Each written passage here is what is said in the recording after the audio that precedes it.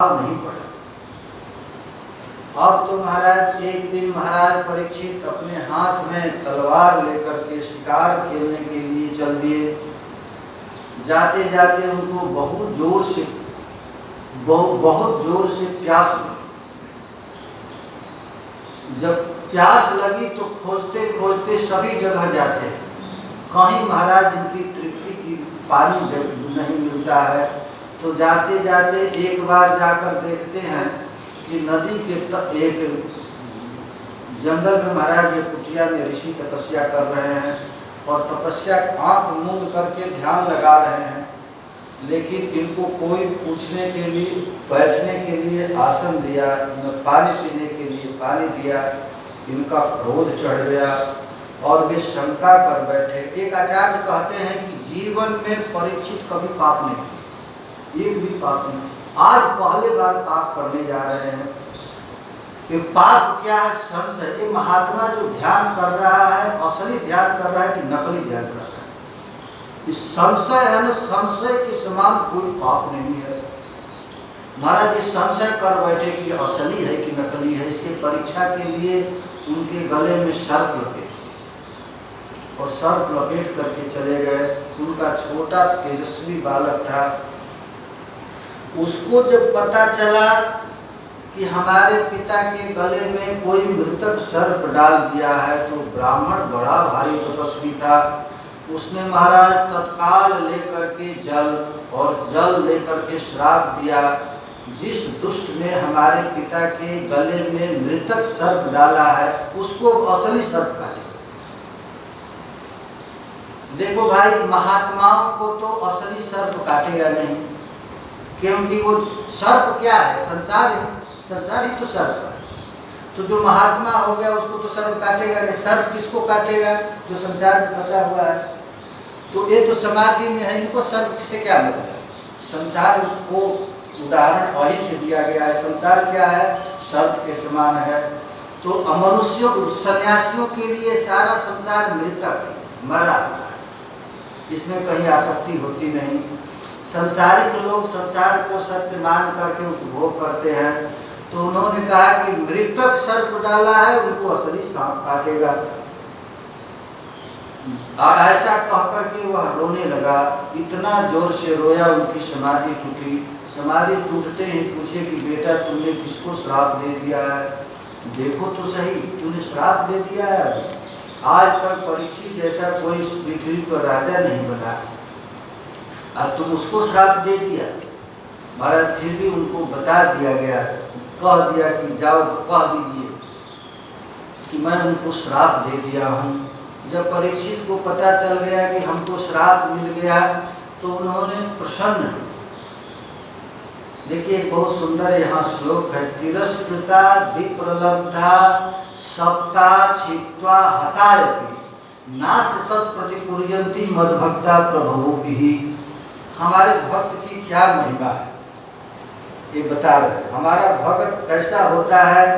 तो भगवान के भक्त में बदला लेने की शक्ति होते हुए भी बदला नहीं, ये भक्त का स्वभाव। यदि कोई हमको गाली दे दिया तो गाली के बदले में गाली देना भी तो पाप है। भक्त में यदि सामर्थ्य है बदला लेने की, फिर भी बदला नहीं लेता है। धोखेबाजी, गाली गलौज, आक्षेप और मार पीट होने के बाद भी बदला नहीं लेता है। यही यदि इस भक्त को ऐसा प्रभाव पड़ जाता तो मैं कभी भी उस भक्त को छोड़ता नहीं।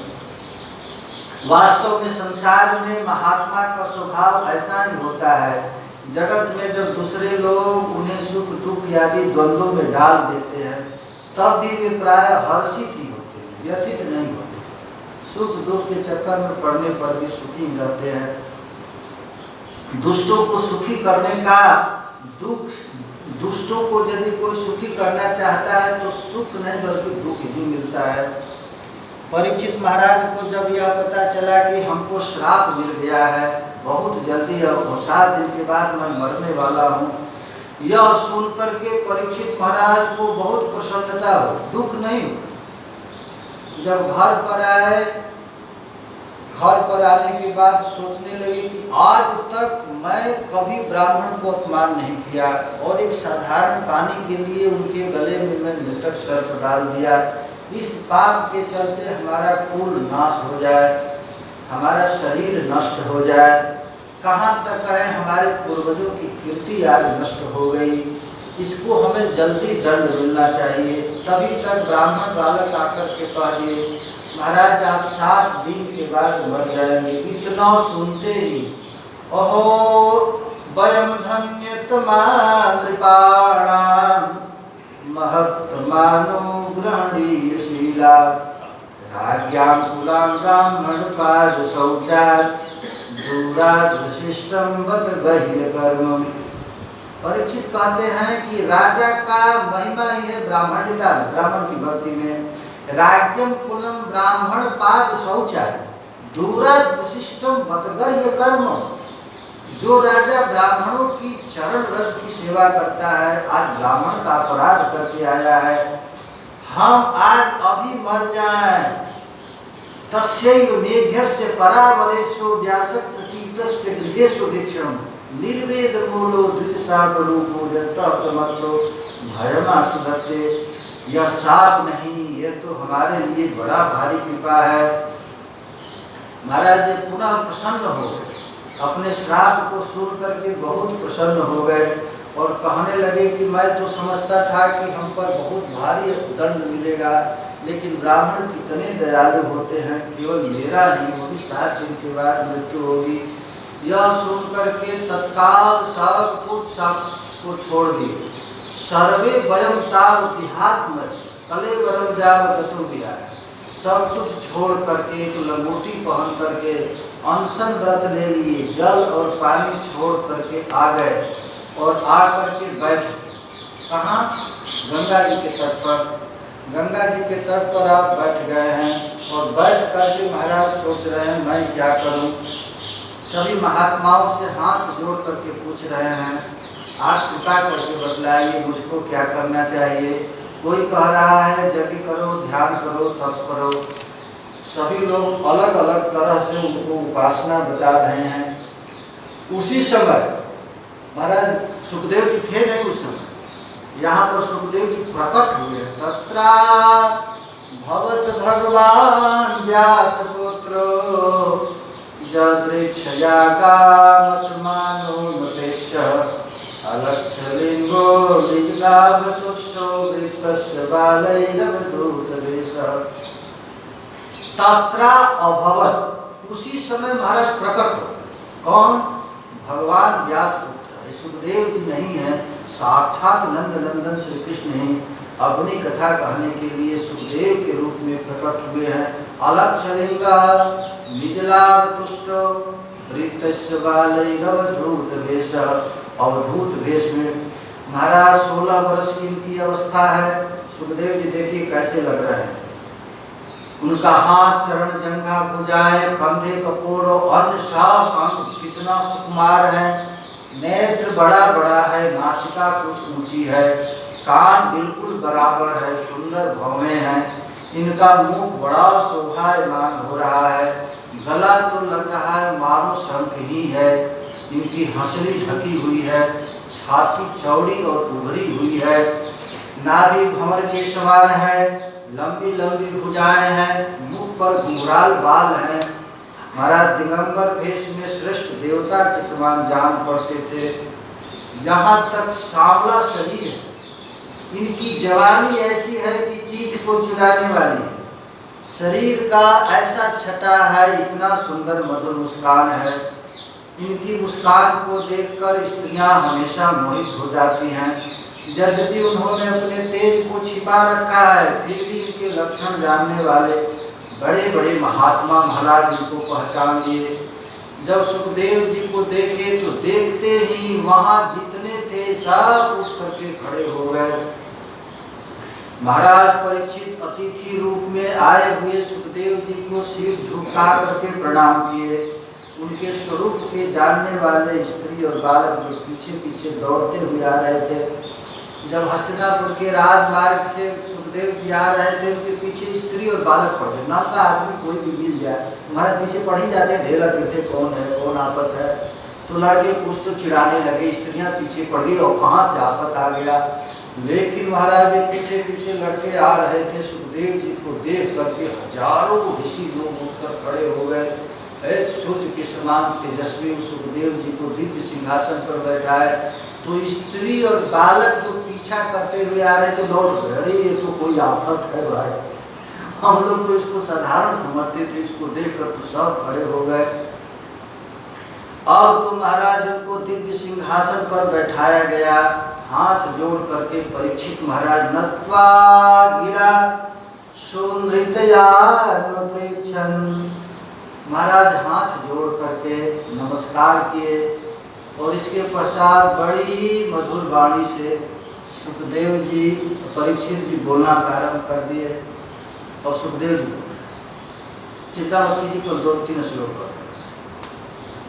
परीक्षित जी कहते हैं, अहो अद्य वयं ब्रह्मन् शतशेव्याछत्र बंधव कृपया तिथिरूपेण भवद्भिः तीर्थकाकृता। हे ब्रह्म स्वरूप भगवान, आज मैं बहुत बड़भागी हूँ, क्योंकि अपराधी क्षत्रिय होने के बाद भी संत समागम का अधिकार प्राप्त हो गया है। जिन संत का कोई पता नहीं महाराज, उनका दर्शन हो रहा, स्पर्श हो रहा है, पाद प्रक्षालन हो रहा है, अरे आसन इत्यादि दे रहे हैं, इनका तो कहना ही क्या है। अब मैं समझ गया कि श्री कृष्ण केवल 5 पांडवों पर ही प्यार नहीं किए, हम पर भी बहुत प्यार किए। अपि में भगवान प्रीतः कृष्ण पांडु प्रिय सुहृद प्रिय।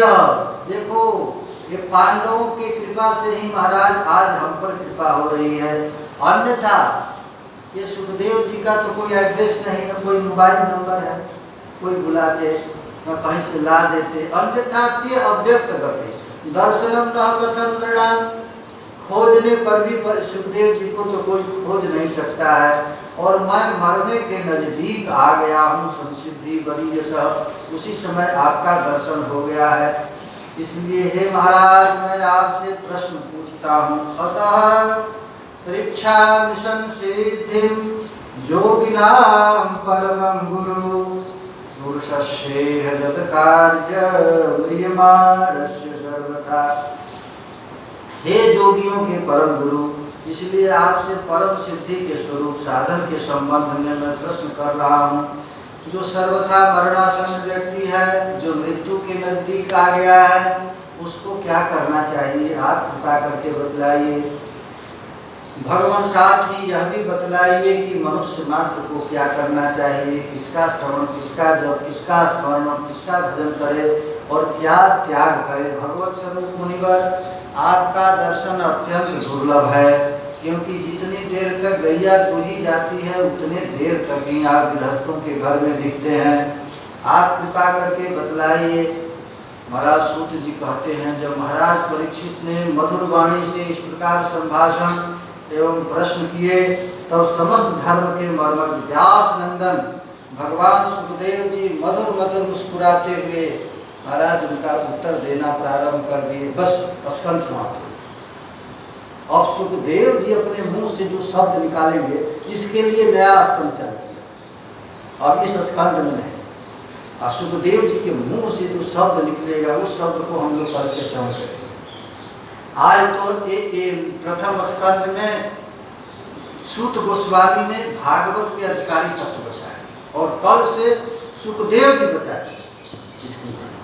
जय जय श्रीमद् भागवते वैयासिक कष्टादश सहस्राण पारमहंस संहितायां प्रथम स्कंदे शोकागमन नामैक विंशो कृष्णार्पणमस्तु। हरे कृष्णा कृष्णा कृष्णा हरे हरे, हरे राम राम जय जय श्री राधे, जय जय श्री राधे। श्रीमद्भागवत महापुराण की श्री व्यासदेव भगवान